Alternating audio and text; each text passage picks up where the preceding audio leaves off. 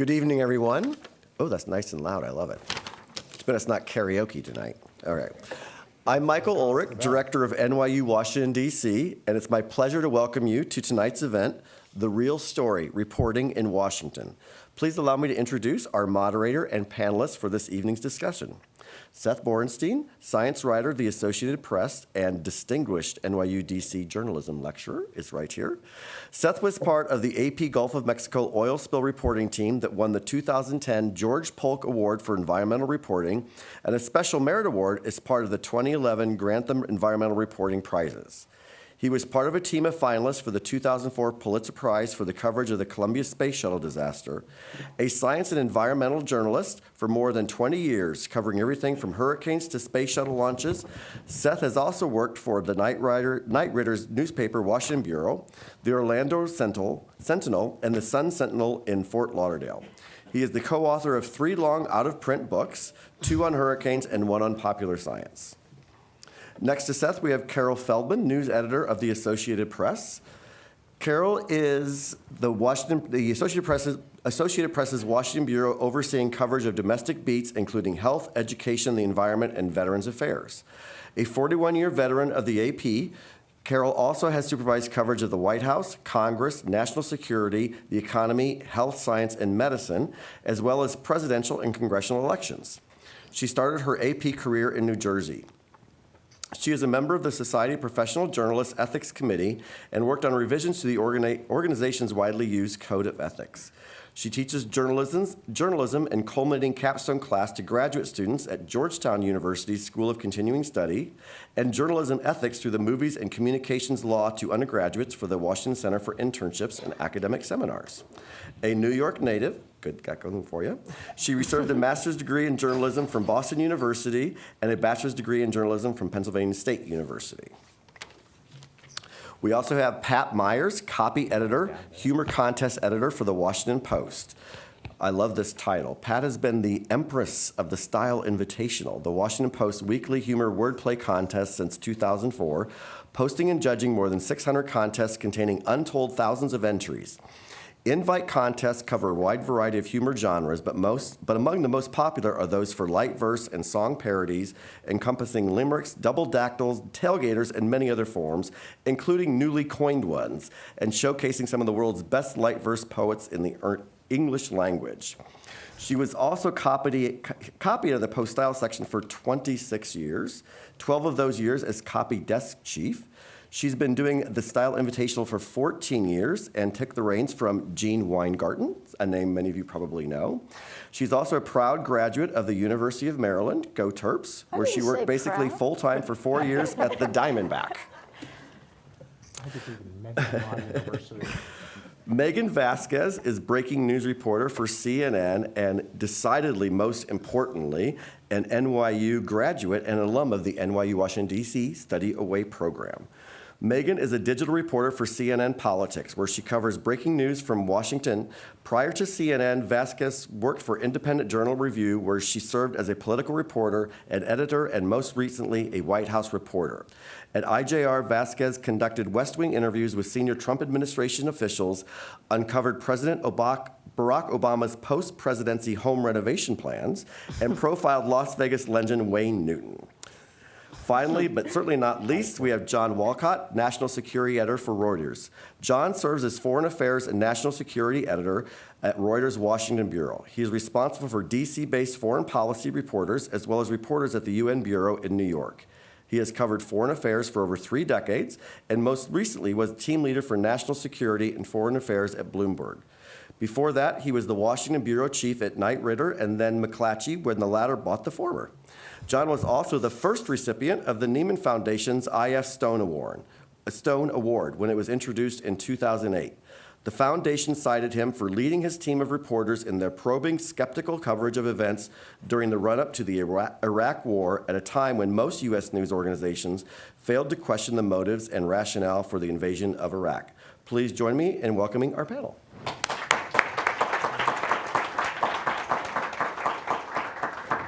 So one of the reasons we're doing this is obviously if you, just this past weekend you had the Academy Awards and the Post got none. but it was nominated for several of them, and it brought back the whole concept of journalism movies, especially those based in Washington. And it is not the only one. There's several up here, and we'll see a little bit of some of them, but not all. And it shows some of the best and, in some cases, some of the worst of journalism in DC, and some of it is quite accurate, and some of it is far from it. So I thought we'd start with just take a quick look at one of my favorite scenes from the Post, because this is one actually reporters, you could see that this does happen, not quite as difficult, if we hope it shows up. There we go. It's not the full report, but it's over 4,000 pages of it. Huh. Are these in order? I don't think so. There are no page numbers. Yeah, that's where the top secret stamps were. My source had to cut them off. We're supposed to retire on Friday. Then how are we supposed to come through 4,000 pages? They're not even loosely The organized. Times had 3 months. There's no way we can possibly. He's right. We got less than 8 hours. We did 2 for city, then we have 10. Hey, look, for the last 6 years, we've been playing catch-up, and now thanks to the President of the United States, who, by the way, is taking a shit all over the First Amendment, we have the goods. We don't have any competition. There's dozens of stories in here. The Times has barely scratched the surface. And 10 hours till the deadline, so we dig in. So, and now luckily, it's a lot easier. All I could think of is just in the 2016 election, we had dumps of all sorts of information, such as Hillary Clinton's emails. And all of a sudden, at 4 o'clock in the afternoon on usually a Friday, thousands and thousands of pages. And whoever is available, we all just take pages and start reading. Luckily, electronically, it's a lot easier than paper, and it is in order. But there is a sense of reality there.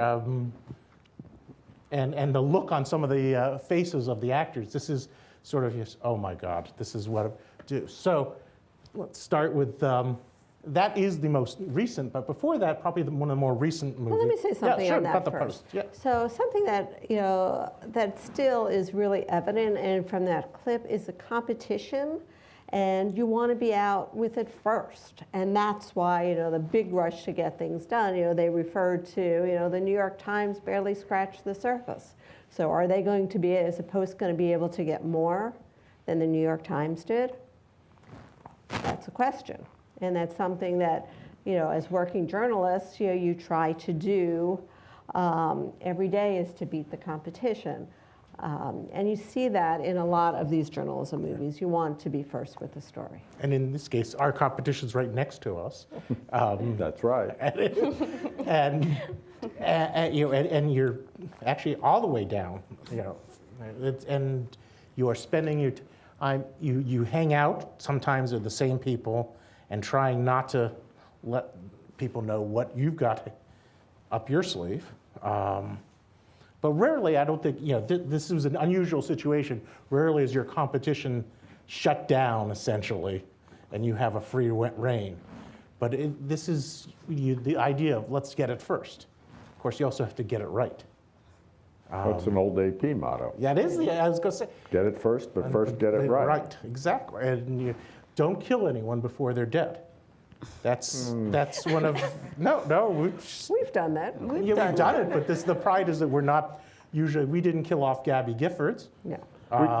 We can come back to this later, but it's harder to do that kind of stuff in the internet age. Yeah. The rush has become so great, and I'm responsible for the Trump-Russia coverage, and I've seen more half-baked stories about what Mueller might be doing or appears to be doing, or the temptation to get out there and beat somebody else sometimes causes people to cut corners more than they did in that era. They said we have 10 hours.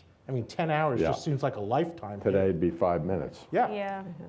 And you do a bunch of snaps and tweets and Yeah, part of my job is making sure that we have a link up as quickly as possible. So that's very much something that the Post doesn't have to acknowledge in that age. Command F, though, I will say, has made my life much easier than I'm sure that the people on the Post searching through all those documents. Oh, it's just, I can't imagine doing it that way. But you've all done, you guys have done You're this. not old enough. I am old enough, but I didn't get thousands of pages. But it's not unheard of when the Post was getting tax returns, or this past, during the election in 2016, David Farrenthal was getting stuff hours before, and it was stacks of paper copies, and they started, looking through, and also spending that time trying to verify whether they were real. Because you don't want to go and push this thing and then find out that they were fakes. And David did a great job. And what was very famous for David Farrenthal, who did all sorts of stuff on Trump financials, especially the charity stuff, is, and he tweeted this out, that's another thing we all have to deal with that they didn't deal with then, is his yellow pads. He started doing all his notes on yellow pads, and he's tweeted them out now, the yellow pad shots themselves, which are just amazing. But this is just the first, it's sort of bookend, if you think about it, between this and All the President's Men. Those are some of the good, but actually, and let's not get to All the President's Men yet, because let's move to other places. Let's go to one fiction, because we've got, that's true, and then you have sort of the fiction. And then can we take a look at State of Play? This is only, 2009? Something like that? 2009, Helen Mirren. I know you got shot at last night, and I know I should be making you a nice cup of cocoa, but I'm just so bloody angry. The decision, I'm assuming, was that this was not news. We were worried that It was my call, Cam. Right? I didn't, and I don't believe her. She's not credible. She was just trying to sell us her sexy scrapbook photos of her friend Sonia Baker. Her dead friend. Yeah, well, why the hell couldn't we have printed that? A waitress comes forward with a claim about a sex scandal. Great, that's an A1 story. Then he denies it. There's another story, and then one of them cracks, and there's another story. Meantime, people are reading about it, and they're reading us about it because we had it first. That we didn't, did we? Oh no. It was beneath us. Look at her! Come on! Look at her! She's a sideshow! The true story here, the real story here, is Point Call. The real story is the sinking of this bloody newspaper! So that brings in both the whole problem with the business and then another problem with the business, Carol. There's a great little film at the museum, and I don't know if you guys have been there, but it's called Fact or Fiction, Hollywood and the News. And in that little clip, Ron Howard narrates it, and Ron Howard has done some journalism films, and he says he refers to journalists as portrayed in movies as either heroes or scoundrels. And we see a lot of that in movies. In State of Play, which is sort of a conspiracy movie, as you see in a lot of journalism movies, journalists out to catch the bad guys, good versus evil, evil being good, big government in a lot of cases.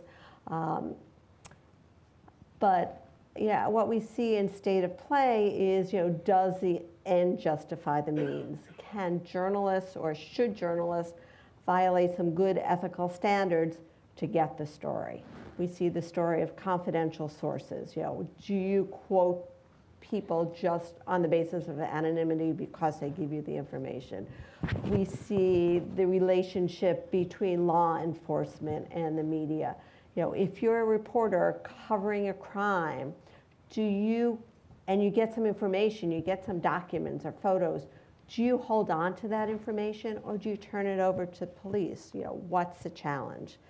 And one of the biggest things that you see in State of Play is conflict of interest. Washington is a small town. A lot of people know a lot of people.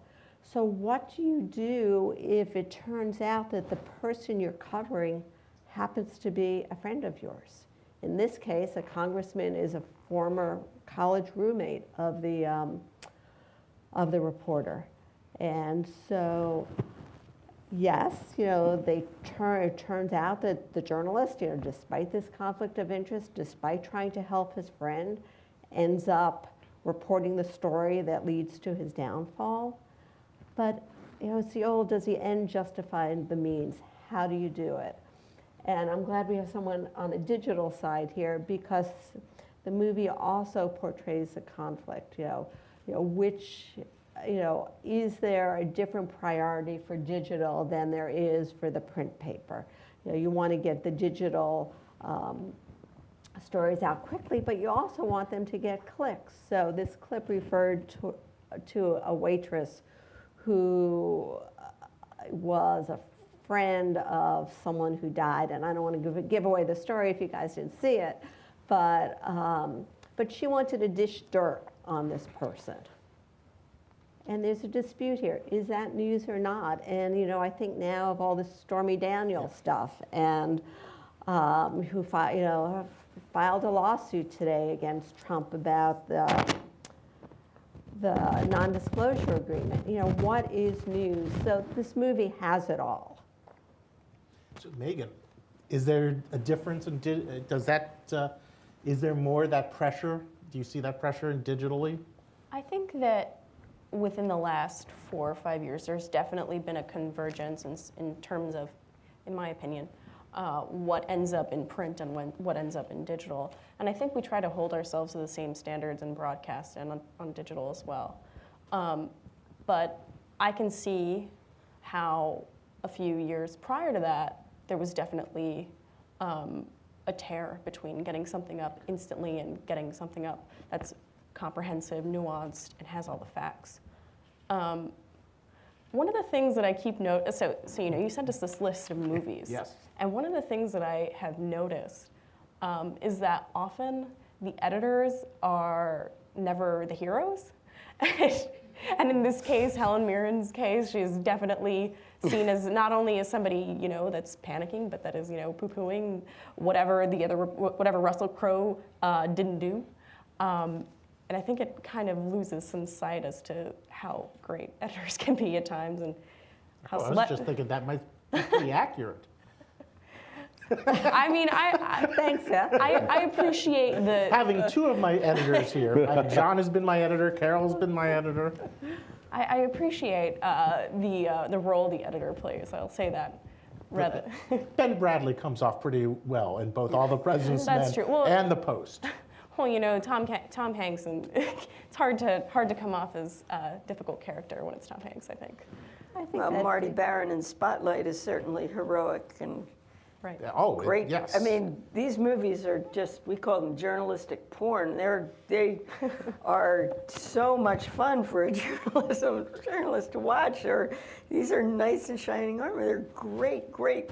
We went to a screening of Spotlight for Post newsroom employees, and it was the most fun evening in the world. We were cheering. It was like, wow, aren't we great? And it's not even that. I mean, I went to a regular theater with the Post, and people are applauding. They're applauding the Supreme Court decision. It's like, no, that's not where you applaud. You applaud when Kay Graham makes the right decision. I'm sorry to spoil. They did publish the Pentagon Papers. I know you've been waiting 40 years for that. But that's the time to applaud. It's like Supreme Court decision comes in and you're applaud. But I don't think I've seen a movie recently where people break out in the middle of a movie and applaud, or 2/3 of the way through. It's great. Well, that's a great thing in Washington. It's widely reported people were applauding at the end of the Post. Oh yeah, and so your guys, John's reporting and editing is a movie coming out this summer, right? June 14th. June 14th, Shock and Awe. None of us have gotten to see it except for John, because it's out in Europe, right? No, it debuted in Zurich Okay. At the end of September. So you got to see yourself portrayed by Rob Reiner. That is right. I don't see, it's hard to see the There's a backstory. Rob told me that George Clooney was already booked. I just took that at face value. But Alec Baldwin was signed up. And Alec had his agent call Rob, the night before he was due on the set in New Orleans, to say, I don't want to do this. The night before? So Rob had to step in at the last minute. And he'd met me a number of times before that. We'd talked, and he had some idea of who I was. But he was suddenly faced with the decision to do this and try to direct and produce at the same time. And the first couple of days were really hard on him. The good part was that I actually directed Rob Reiner in a scene. Oh, wow. There's a scene in which I'm speaking to the newsroom. I think you were there, so you can attest to the accuracy when you see the movie. But I told Rob, this is how I said that. And we did a couple of takes, and he finally got it right. But he listened, which is what good editors and good directors do. I mean, to go back to the point we were making earlier, journalism is a bottom-up business. The quality of what we do depends on the reporters, not the editors. And I've been an editor since 1989, so I can say that. The other thing is what all these movies, the real ones, Spotlight, The Post, Shock and Awe, have in common is what's eternal in journalism. A lot of things have changed, but the one thing that hasn't changed is we are about speaking truth to power, and we are about holding people in power accountable rather than being afraid of them. The Post is about that and the decisions that Kay and Ben made. I was privileged to know both of them, which is how old I am. And Spotlight is about the courage of the Boston Globe taking on arguably the most powerful institution in Boston, the Roman Catholic Church, and exposing its sins. Our movie is about an administration that took the country to a war that has now cost 4,500 kids, men and women, their lives, 20,000 more at least crippled, 200,000 Iraqis, based on lies. And you thought the movie did a good job portraying you, and Warren Strobel and Jonathan Landay. Yeah, Woody Harrelson plays my colleague Jonathan Landay. James Marsden plays my colleague Warren Strobel, and Tommy Lee Jones plays our former colleague Joe Galloway. Who's been already in the movies before. He was Joe was the author of the book We Were Soldiers Once and Young, and he appears in he's one of the main characters in the movie We Were Soldiers, the Mel Gibson movie. So this is Joe's second time around. But, no matter digital, television, print, whatever medium we're talking about, social media, journalism really has to be a fourth estate. And there is nothing clearer today than the need to hold people with power accountable, to look at the effects of decisions they make, like imposing tariffs, and to speak up for, the 300+ million people, 3 billion around the world, who are affected by decisions made in this town. But of course, in every story and in every reality, there are bad apples. And so many journalism movies, you see the heroes, the journalists are the heroes. Can we play Shattered Glass, please? There is a case, and it's not the only case, unfortunately, where journalists are not the heroes, where they're the problem.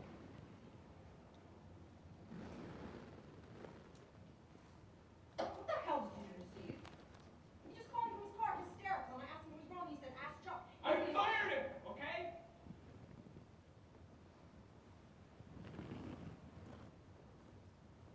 Not suspended, fired. This wasn't an isolated incident, Caitlin. He cooked a dozen of them, maybe more. And we're gonna have to go through them. You and I, we're gonna have to go through all of them now. No, the only one was Hack Heaven. He told me that himself. If you were a stranger to you, if he was a guy you were doing a piece about, pretend that guy told you he'd only done it once. Would you take his word for it? Of course not. You'd dig and you'd bury him. And you'd be offended if anybody told you not to. Every one of those pieces was fact-checked. They were all So was Hack Heaven.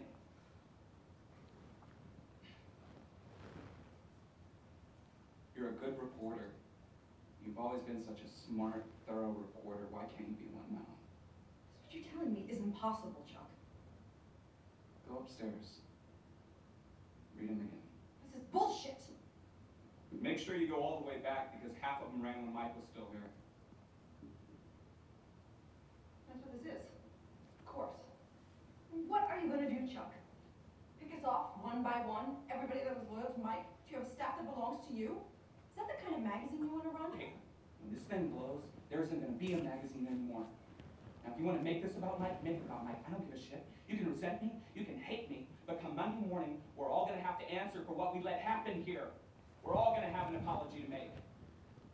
Jesus Christ, don't you have any idea how much shit we're about to eat? Every competitor we ever took a shot at, they're going to pounce, and they should. Because we blew it, Caitlin. He handed us fiction after fiction, and we printed them all as fact. Just because we found him entertaining. It's indefensible. Don't you know that?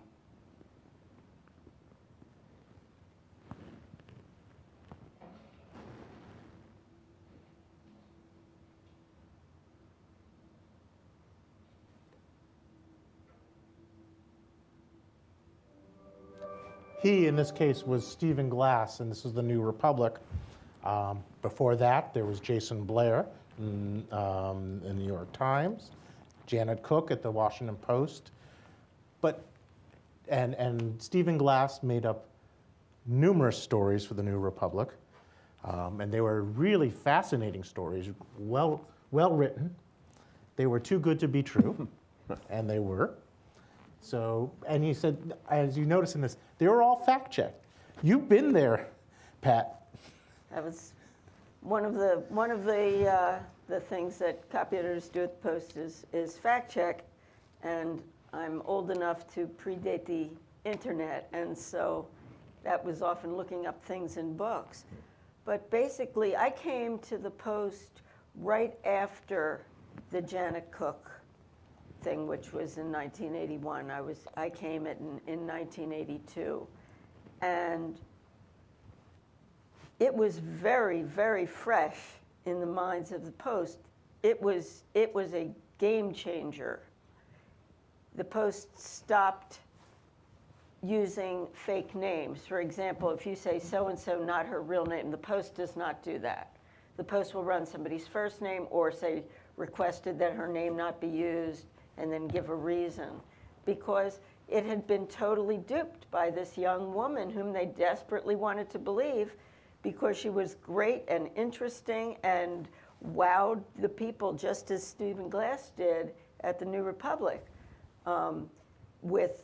She was interesting, she was exactly the kind of person they wanted to promote, and she played very cunningly into this and then came up with this story that she had seen this 8-year-old heroin addict and he shot himself up, this Eddie, and not his real name, and nobody else has seen him, and she got this personal thing, and they won the Pulitzer Prize, and then very quickly, like the next day, the doubts came out, and the Post was forced, or well, realized it had to give back the Pulitzer Prize when Janet Cook admitted there was no child, and she had kind of heard about it, but she realized that her way to get off the Metro desk was to write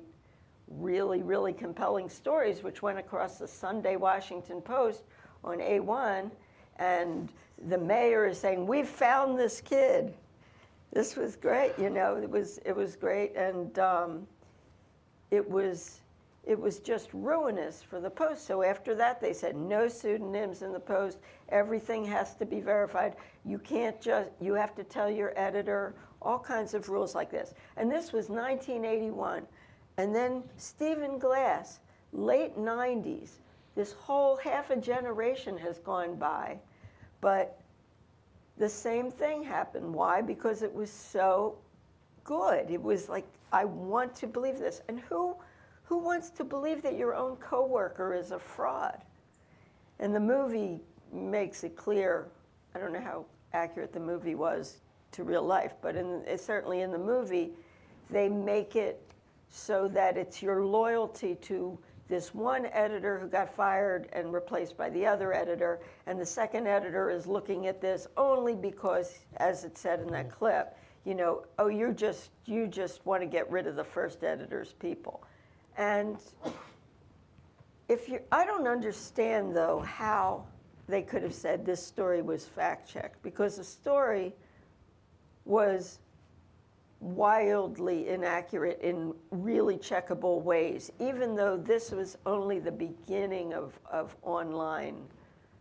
Google did not exist yet. But they Glass refers to a big hole in the fact-checking process where, and he did this, you see it in the movie, and you also heard it in a 60 Minutes interview that he did, where he said that when you do an interview, the only thing that they had to rely on was the author's notes, Right. the reporter's notes.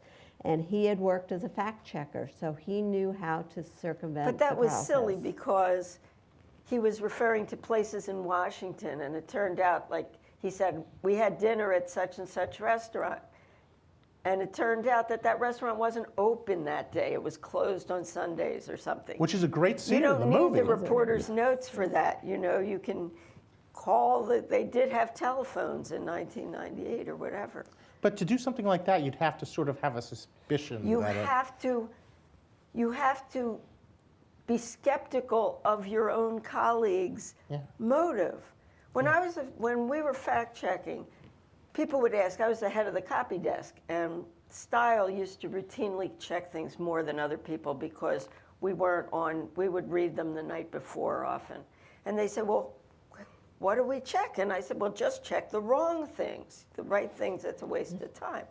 But really, what you had to, I said, if the person's area of expertise is a certain thing, you can kind of assume that's going to be all right. If it's outside his area of expertise, check. So if it's somebody who's writing about movies, probably, well, might know the name of the director, how the director is spelled. But if he's referring to a baseball player, you'd better check the name of the baseball player. But even that, we had once a 55-inch profile of a film producer, and his name was spelled wrong the whole way through. Yeah, that's nightmare stuff. And for that's you. the kind of thing where you think, oh, maybe I should check the name of the subject of this piece that is this long, because maybe the reporter didn't bother to even do that. And you have to do that. You can't assume anything is right anymore. Yeah, but that takes time and it takes staff. It absolutely does. I'm no longer on the copy desk, but people will say, oh, look, the paper's going down the toilet. Here's a typo in it.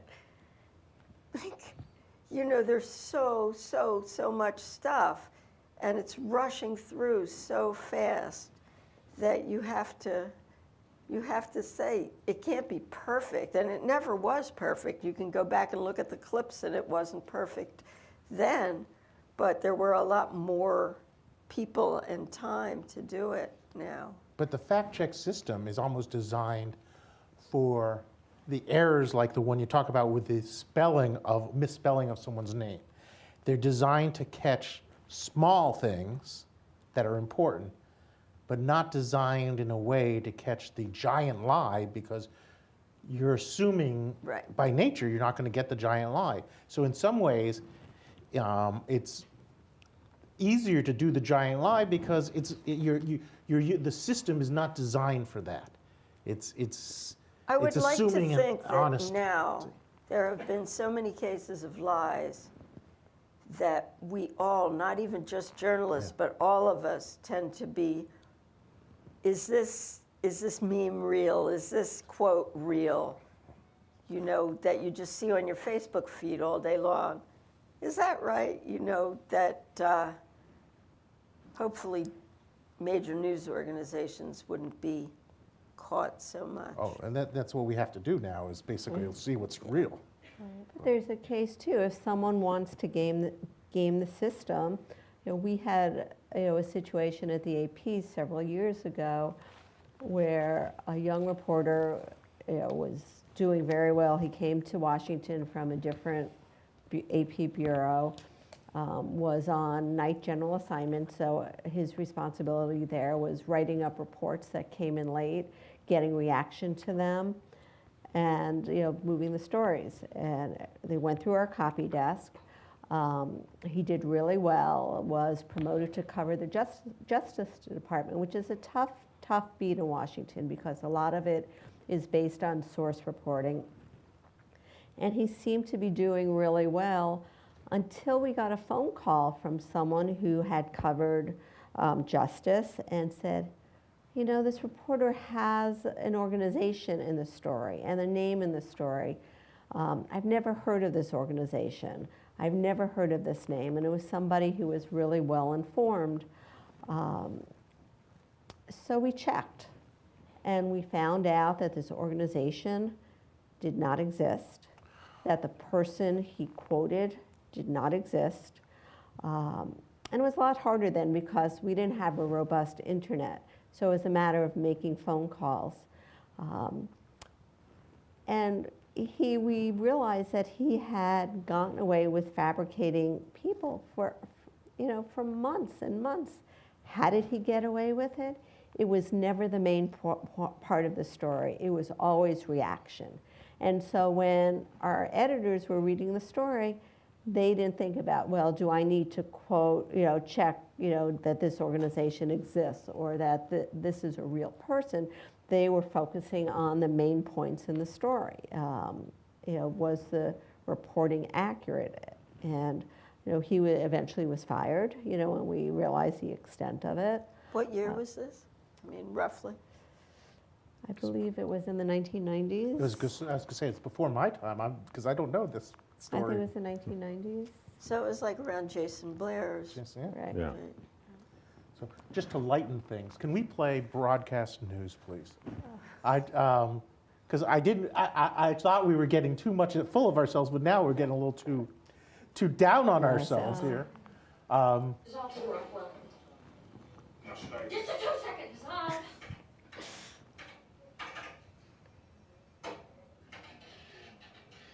Jesus, we have 3 minutes. Why do you do this to me? Is it because I won an award? Homecoming. Norman Rockwell's enduring portrait. The return of a fighting man has always been one of the more moving ceremonies of war. We have a minute and a half. It's my responsibility to tell the control room and New York that we won't be ready. We'll be ready. In 84 seconds, 15 seconds. Oh, God! You're saying, oh, God! Lay it in, Bobby, back down. They're gonna go up on the screen will be black, and they're gonna go to black because we're not there. What about careers, huh? We're not gonna make it! Whoops. Whoops!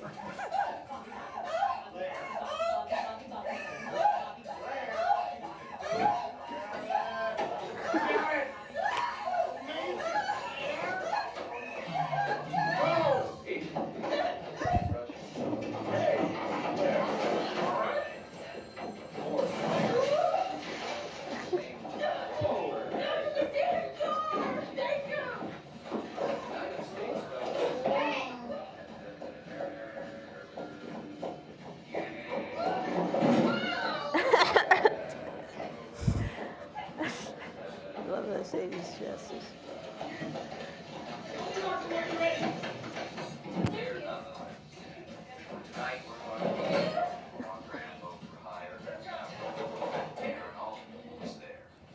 In other times with other purposes, there might be abandoned bunting here at the bus stop for JD Center. Actually, that captures what I think is most seen in the journalism movies, especially in DC, is it's the sense of excitement, the adrenaline you get on the, and in the movies it seems like it's always, and it's a rare thing, a fairly rare thing. But do you think sort of the adrenaline is something that is what plays well in the movies, or is it Is it accurate or? Can I just Yeah. dispel the myth that not all young women climbing the ranks in news are as neurotic as Holly Hunter and Joan Cusack? Because we're not all like that.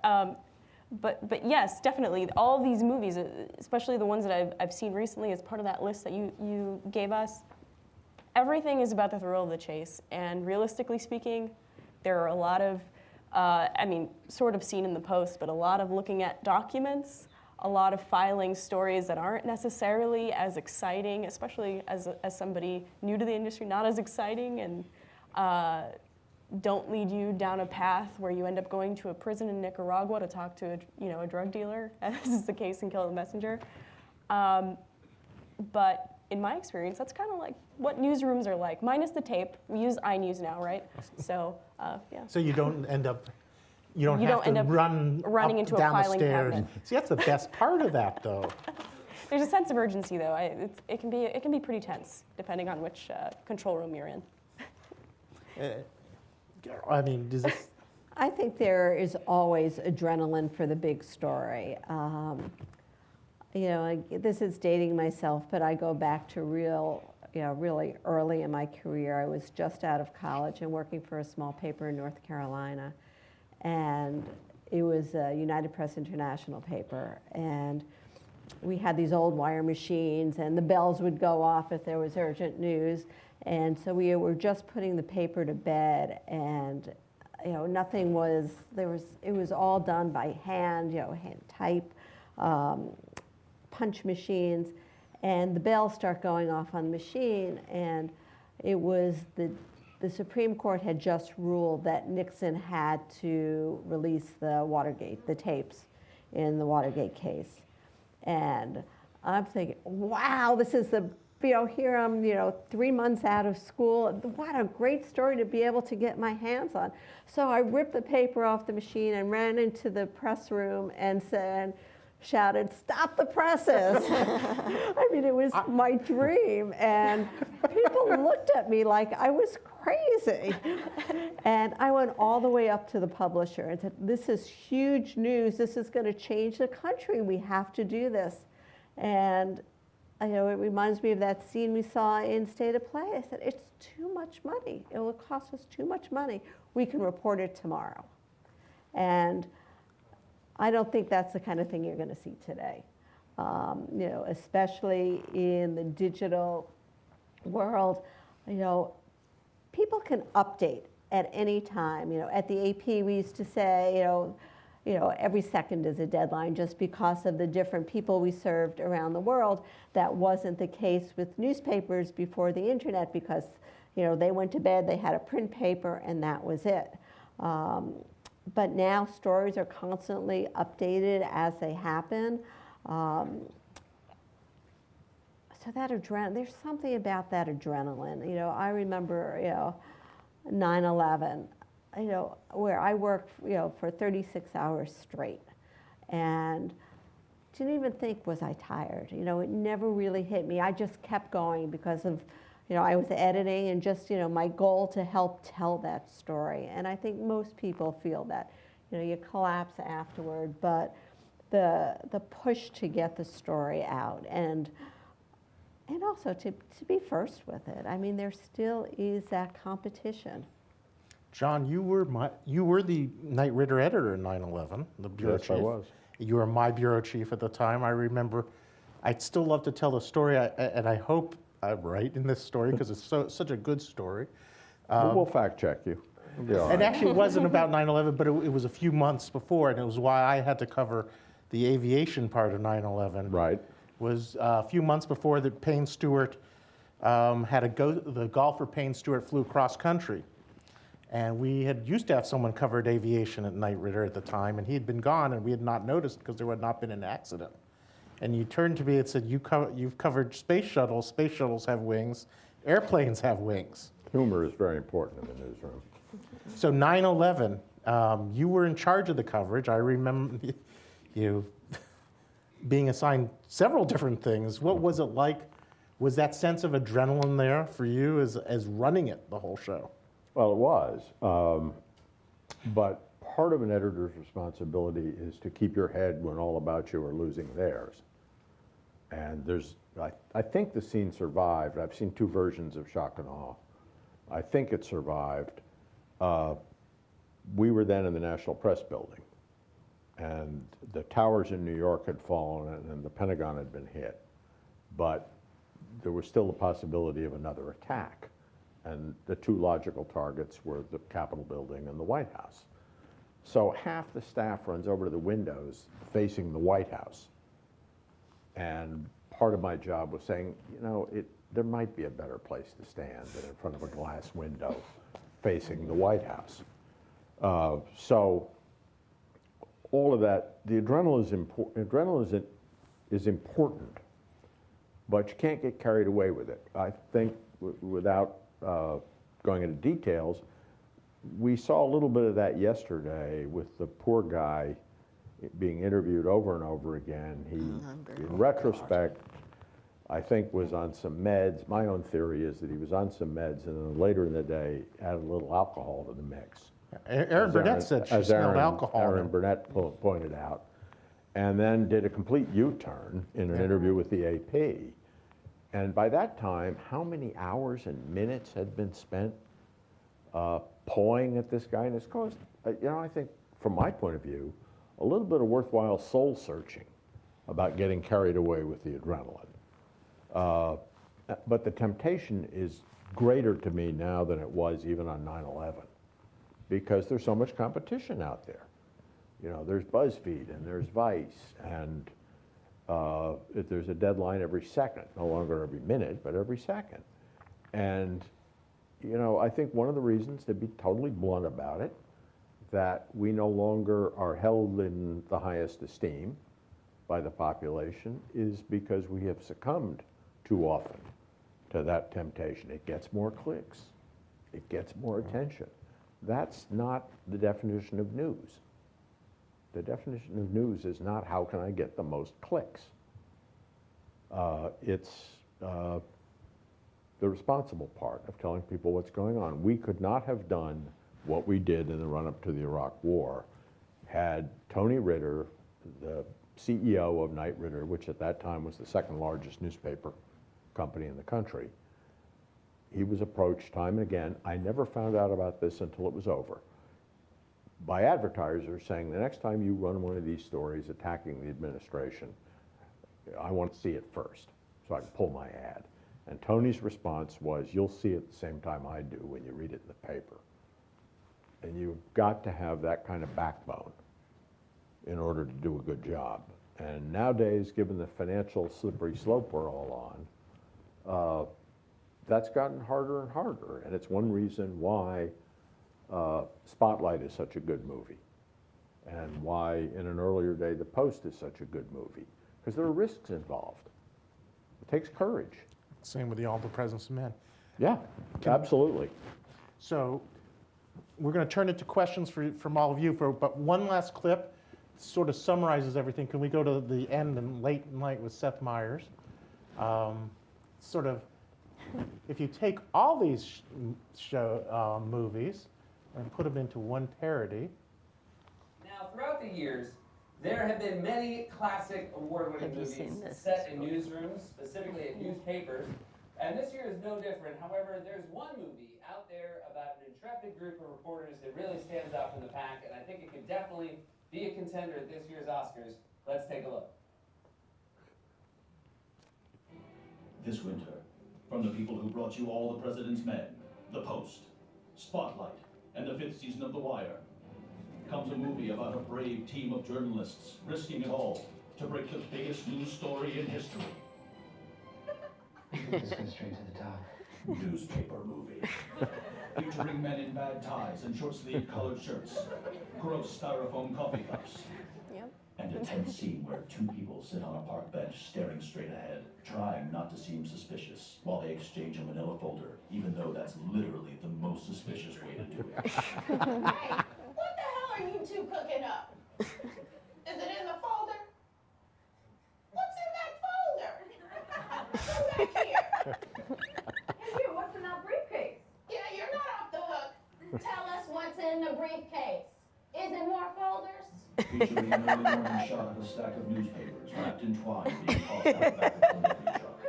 The copy editor, who thinks that because this story could bring down the president, it's important to get the grammar right. It's actually whom? And taking place in a world where everyone in the country seems to read this specific newspaper. The Los Angeles Times says, newspaper movie is a non-stop thrill ride. If your idea of a thrill ride is seeing middle-aged white people typing for 2 hours. The Hollywood Reporter says, newspaper movie is a tour de force of people talking about sources, anonymous sources, and the importance of protecting sources. In fact, the word sources is said over 6,500 times in this movie. Variety says, newspaper movie lays on all that journalistic integrity stuff pretty thick. We have a constitutional right to publish this story. We are the fourth estate, and we will hold the powerful accountable. Wait, what's the fourth estate? Us, the press. And everyone knows that? Because I feel like people always say the fourth estate, but they don't actually know what it means. I think everybody knows what it means. I thought the fourth estate was time. That's the fourth dimension.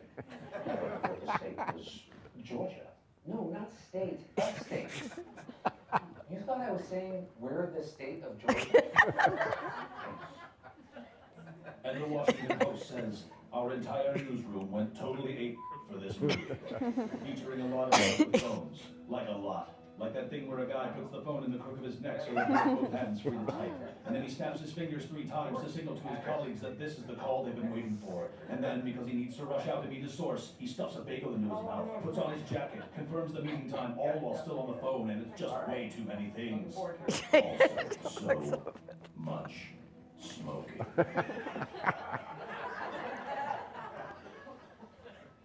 Featuring imposing shots of iconic Washington, D.C. buildings to convey the power of long-standing institutions, and one aerial shot of people rowing down the Potomac River with a dog, or not.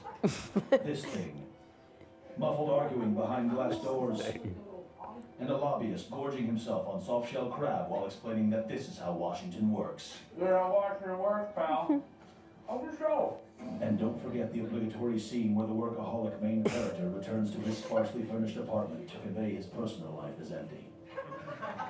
He opens the refrigerator, and there's nothing there but a leftover Chinese container with several loose noodles and a carton of milk, which he takes from the refrigerator, smells, and then winces because the milk is spoiled. And then, because he's a crucial reporter, drinks the milk anyway, which grosses the audience out as if this isn't a movie and they actually make an actor drink spoiled milk. And you can bet your sweet ass there's a scene with a very long, pregnant pause while everyone waits for the editor to say, run it.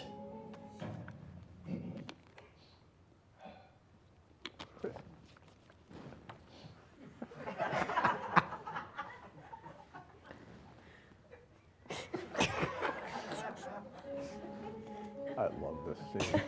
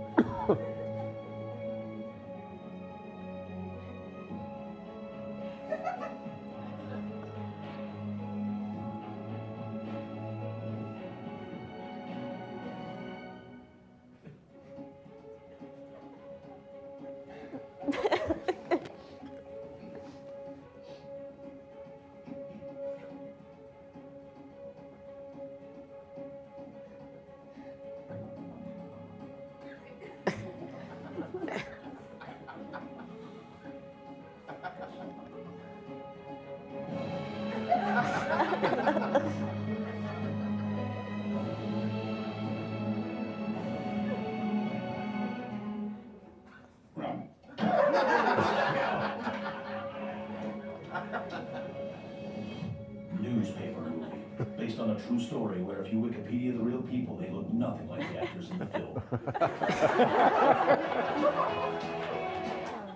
That's great. So we're, I think we have microphones. Polly's back there with a microphone. So if you have a question, Over to your right.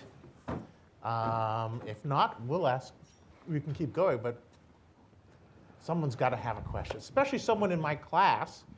Behind you and to the your right-hand side. Or Polly will come down to you. Yeah, we'll have people on either end, so don't worry about Oh, okay. On this end too. I'm sorry. Some light blinding me on the side. Hi, thank you very much. This was wonderful. So I would consider myself just barely beginning, and I just have a few really minor works under my belt. But ultimately, what I want to get into is long-form journalism, and I'm wondering if you have any of the panelists have any advice for newcoming journalists for how to begin getting into long-form journalism, how to develop certain pieces, especially given if you have some visions for some things that you can go ahead and do, you just need to get support for it. 2 words, marry rich. Well,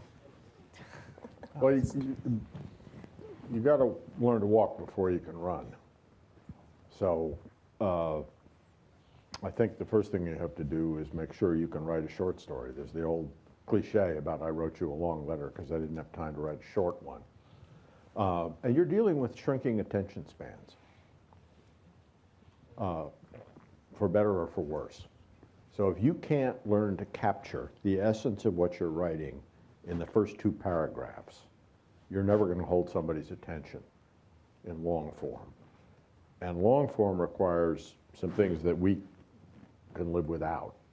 We don't need to master. One of them is structure. The story has got to carry the reader for an extended period of time. So the structure is very important. It can be chronological, it can be subject matter, it can be order of importance, whatever.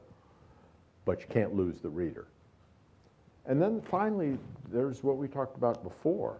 There is the simple art of writing. You know, one little piece of advice I'll give all of you comes out of Stephen King's book on writing, which I recommend. And I figure a guy who makes more money in one book than all of us put together make in a lifetime must know something about writing. The adverb is not your friend. So there are a lot of words you can ditch, adjectives, adverbs, etc. But it takes a long time to be a good long-form writer. Finally, go read almost anything by John McPhee at the New Yorker, whether it's the Pine Barrens, no matter what it is, McPhee. Probably Oranges, I loved Oranges. Oranges is great. One of my favorite sentences in journalism is John's description of a tree frog in the New Jersey Pine Barrens. He is bright green with orange eyes and goes wonk wonk in the dead of the night. Nice short sentence, but go read McPhee. He's as good a teacher. He teaches at Princeton. I think he's still teaching. I don't know. He's up there in, yeah. He's up there in years. He's even older than I am. But go read some of his stuff. Great teacher. And in addition to Stephen King, Writing Well by Zinsser. That's my favorite. Yeah, and Master Your Strunk and White. Yeah. There are too few copy editors left. Carol, do you have any? You need to know how to write. You need to know how to tell a story. Because attention spans, are very short. One of the things, if you look at metrics, you can tell when people start turning away from your stories, going on to something else. Be a storyteller, a strong narrative. Don't use complicated language. You want to almost paint a picture for your readers. Think of your story as a movie, because your story you should be able to read out loud your entire story. And as my students will tell you, read out loud at least the first 2 or 3 paragraphs, always. Because you will find problems in your prose at the first place, and then you will find it, you want it to be conversational. And the best way to find it if it's conversational is to read it out loud. And read it to someone else and have them read it to you. That's great advice.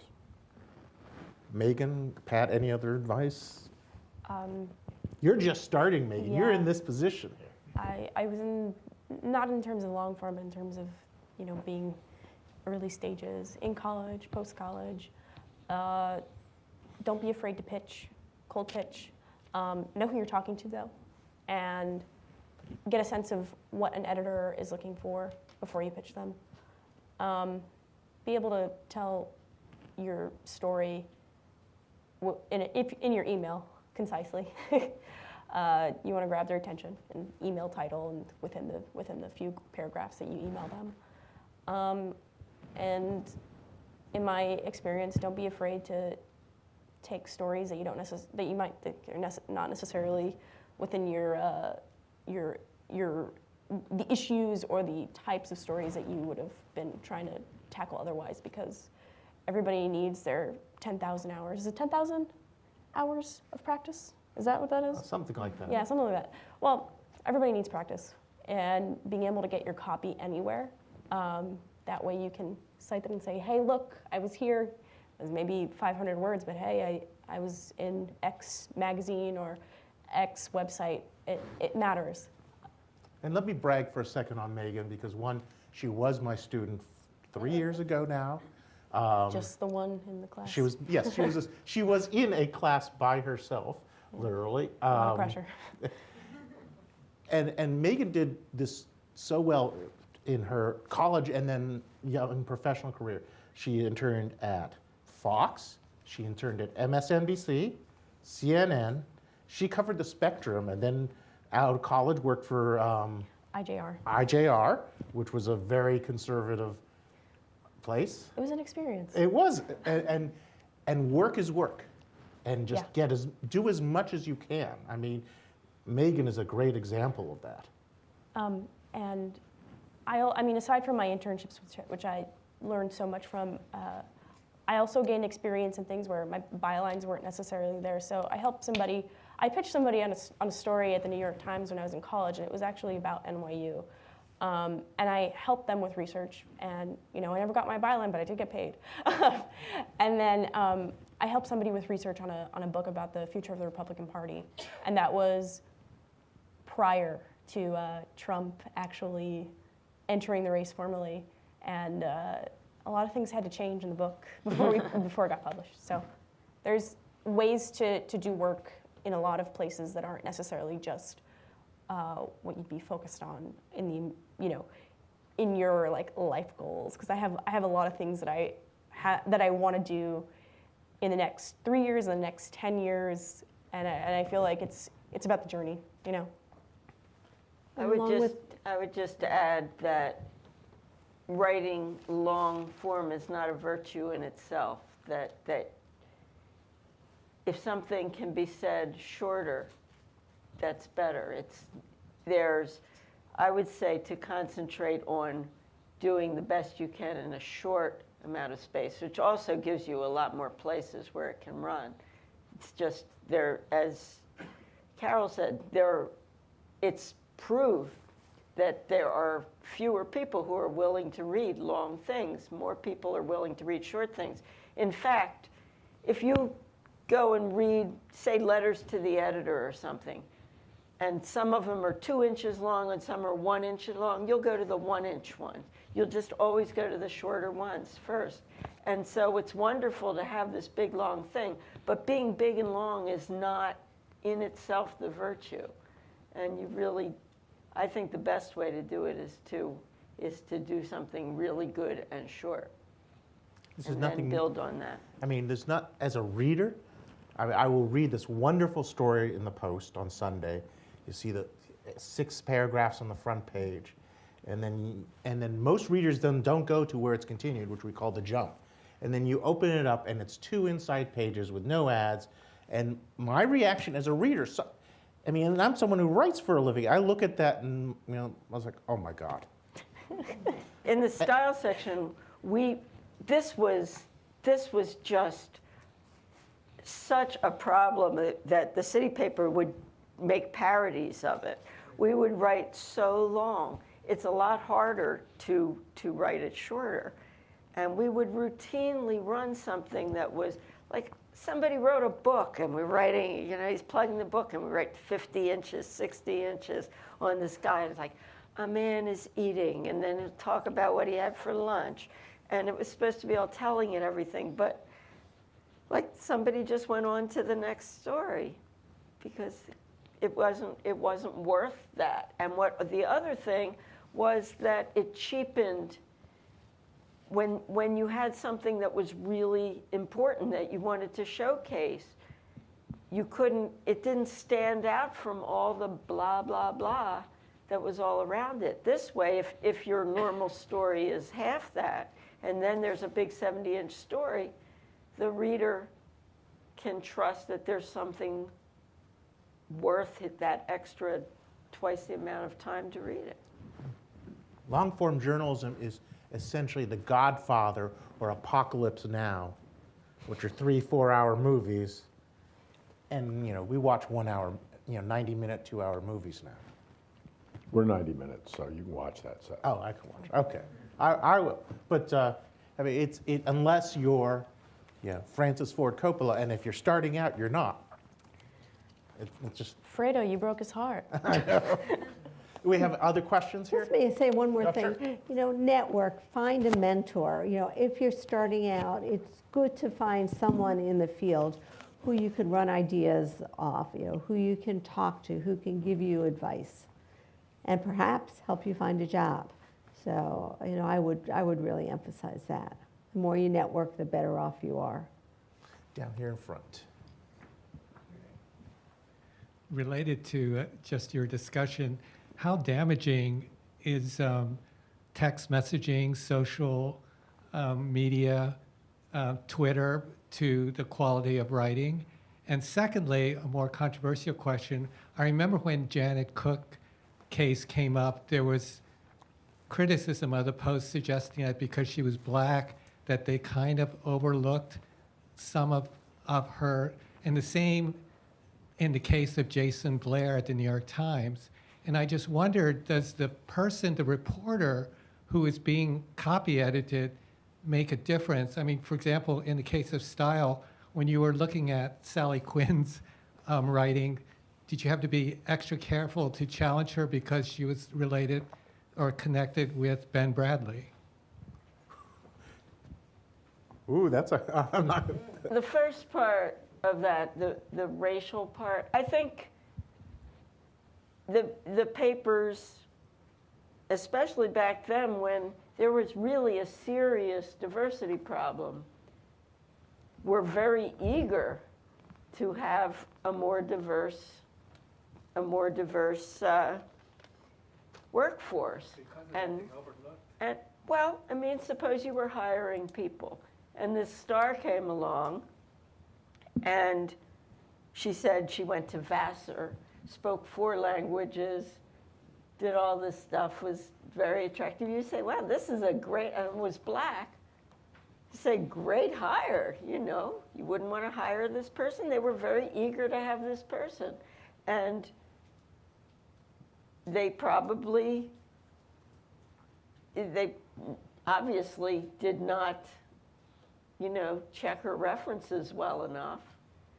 It was quite natural. I don't think it was a thing that she was black, but surely they wanted to hire more black people. So it was very exciting to have a dream person. And Jason Blair, who before he went to New York Times was the editor of my college paper in the 90s.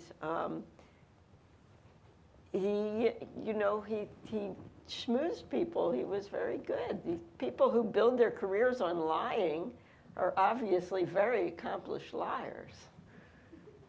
About social media and Twitter, I think they're great tools. We can get the news so fast. We can hear from people we wouldn't normally see. So much of reporting in the past was calling your friends, you know, calling people you knew. You were so constrained. But when you can post something on Twitter and the people can spread, thousands of people can get in touch with you in the space of 2 minutes. It's going to be great in that the Post, I know, has taken great advantage of social media to get more sources. Obviously, inaccuracies can be spread that much faster too, but as a source, it's a fabulous thing.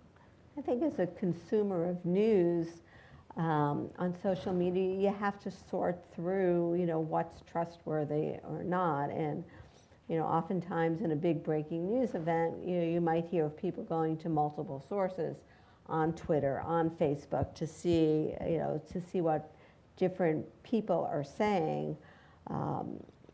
For news organizations, it's a great source of video, of eyewitnesses. But again, you know, Reagan used to say, trust but verify. You have to verify everything because, you know, there are some people who might exaggerate what they saw or might want to, you know, feel like they're in the mix of things and talk about.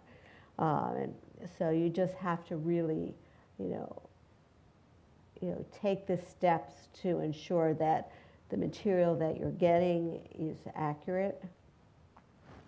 And at AP, and I'm pretty sure you have to do this all the time in CNN and probably Reuters too, user-generated content now, UGC. It's people who have video from the storm or wherever, or the shooting, you know, and it's a big race.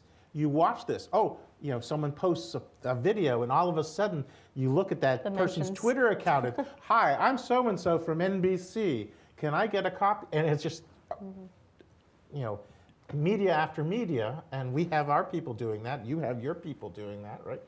It's, but it's a tool.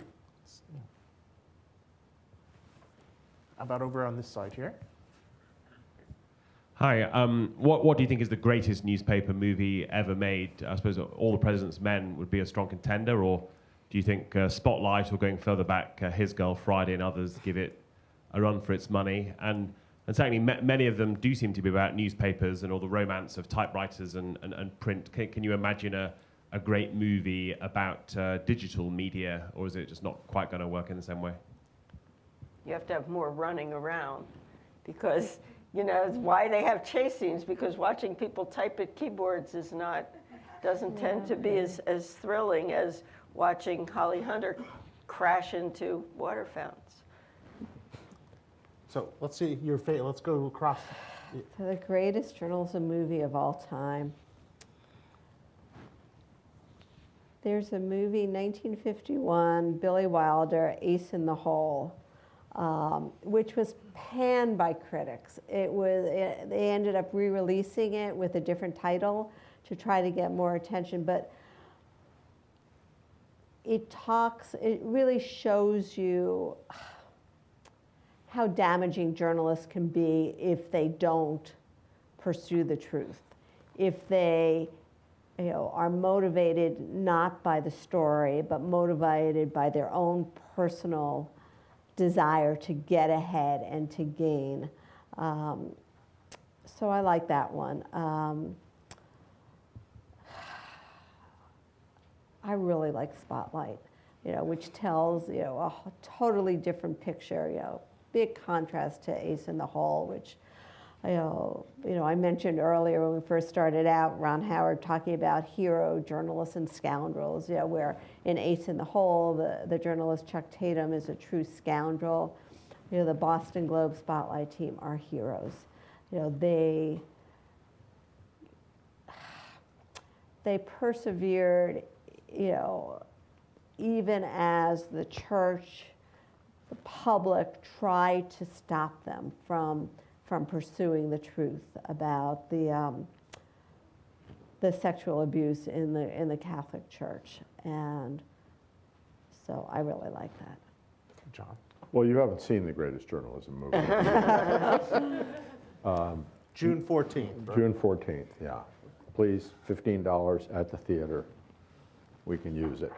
I like Spotlight for all the reasons here. I think there were two things about it that I didn't like as much. One is I don't think it developed the characters of the reporters enough. And two, I was confused, maybe you all have figured it out, by the scene with Robbie, who is a great reporter, meeting the guy outside his house. And did this mean Robbie knew all this for 3 years and sat on it? This part I don't think was true. Exactly. That would be a deficiency. Yeah. I just don't know the whole story, but I was confused by that one scene, going back to the point we made about storytelling. It kind of lost me at that point. But everything you said, I agree with. Taking on the Roman Catholic Church in Boston, that's courageous. Megan? So you mentioned this, and I also realized that in the course of watching different films about journalism, more often than not, they're sort of like these romanticizations of like old versions of journalism that I've never known. So, you know, good night and good luck, and, you know, even some of the more recent ones. But guilty pleasure, How to Lose a Guy in 10 Days. It's about how to do everything wrong with a source. And I also agree, Spotlight and All the President's Men are my top two, very much tied for reasons that you all have described. Pat? Well, I just don't think we've given enough props to All the President's Men here. I know personally, I graduated from high school in 1976, and that was the year of All the President's Men. It was so life-changing for everybody I know who went into journalism. I went to college, and everybody was acting. People had seen this and wanted to become journalists. Suddenly, all these people joined, and the editor of my paper was this little person who looked exactly like Dustin Hoffman. He just embodied him so much. And I saw this movie just over and over again. I was not yet at the Post, of course, but I was looking at some clips that were recalling what it was like in the newsroom then. And reporters were getting their hair done because Robert Redford was coming to might walk by them, while another more grizzled old science writer was placed next to Dustin Hoffman, and he thought he was some kind of copy boy or something. It's like, where's this guy? Get him out of here. It's a great movie. It's certainly in the heroic journalist mood. It's paced like a thriller because the book was paced like a thriller. And in fact, Robert Redford himself had bought the rights early on, before the book even was finished, and he personally advised Woodward and Bernstein, who, by the way, their bylines were always Bernstein and Woodward in alphabetical order. Go back and look. To say, don't write your book about the news, write it about, tell it as a story, tell it as a thriller. And the movie certainly is. It's all in the dark and the light. And if the Seth Meyers thing where he's putting on the tan jacket, that is the Bob Woodward jacket of with the blonde Bob Woodward hair. Right. He's in the Bob Woodward costume, which is kind of funny. Also, nobody ever looked better in a movie than Bob Woodward in All the President's Men. But Spotlight, I really did love Spotlight. I think Spotlight is just an outstanding movie. And the one other thing about their courage, it wasn't only that they took on this institution, but that these reporters were all Bostonians and and Catholics and observant Catholics and had grown up in this institution. And I think it showed their home life, at least some, the woman, how she went home and how difficult it was to face it was like reporting on your own family. It was very, very difficult and painful for them. And I think the movie really addressed that well. And also along with that, the one scene where where one of the reporters realizes that one of the pedophile priests lives right in the neighborhood, and Right. you wanted Near his right in the kids, was worried that his kids would go there. Right. But and the other point was that it took the non-Bostonian who came in, Marty Barron, who's now the editor of the Post, to come in, and he was the non-Catholic, not a family man, as they say, and to come and see past this. And then they had this story. They said, wow, we have this incredible story. All these people have been abused. All these kids have been abused. And he said, that's not enough of a story, that it has to be about that people knew about it and covered it up. And then that's what the movie's about, how they found that story. And for me, it was it wouldn't be here if it were for All the President's Men. It was the book, then the movie that got me into journalism. And yeah, it's just, like you, it was the starter drug. Yeah.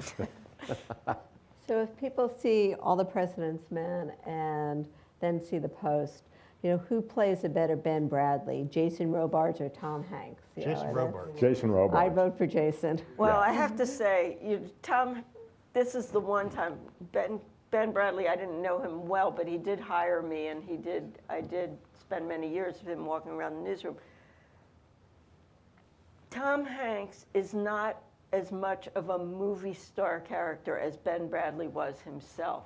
He was not as glamorous as Ben Bradley. Ben Bradley created a persona of this swaggering male, and he cultivated it all the time, even as a very old man, that he had this kind of brash talking, that it was his character, and he was glamorous. He was a good-looking guy, and while Tom Hanks's great quality is that he doesn't seem like a movie star. He seems like a real person. He's realer than Ben Bradley was. And I thought he did okay, but he just didn't have the panache of the real guy. He wasn't the movie star. Right. Jason Robards, very elegant. He did have that swagger. He's, very, very good-looking guy, Jason Robards. There was one point in the movie where they're debating whether they should publish the story, and he says, "Go ahead and publish it." And just his walk, and then his expression as but he's I thought walking. Tom Hanks was good. I forgot that it was Tom Hanks. It wasn't quite the Ben Bradley of Ben Bradley. On the other hand, Meryl Streep, unbelievable. Yeah. Really, really good. Now, I did not know Kay Graham, but it seemed, that was that. It's really what she looked like. I didn't know her personally. I went to her house once at a party, and the exterior shots are of their real house. Oh, that's beautiful. We went to this party this one time. I almost spilled my wine on this original Morris Louis painting. It's on her wall. Nice. It was for Tom Shales' 25th anniversary, and we're walking around. There was this giant lawn in the front of the house in Georgetown. So we're looking at the movies. That has to be, there cannot be any other house that this is, and indeed it was their own house. I'll tell you a quick Kay story that I love. We had a farewell party for John Lindsay, who was a colleague of mine at Newsweek years and years ago, and it was at Kay's house. And so one of my other colleagues had arranged for Nixon to call John Lindsay. John Lindsay being the former mayor of New York. No, he was a reporter for Newsweek, great political reporter for Newsweek. I took his place covering Ted Kennedy's campaign in 1980. Anyway, long story short, so Nixon calls Kay Graham's house. And John gets on the phone, and Nixon says, well, I said I would never call John Lindsay. And they said I would never call Kay Graham's house, but I did. That's a very good imitation. Yeah, that's the one thing Rob didn't get right. He didn't get the imitation. I think we are getting the wrap it up signal. So if we could give the panelists a round of applause here. Thank you so much for doing this.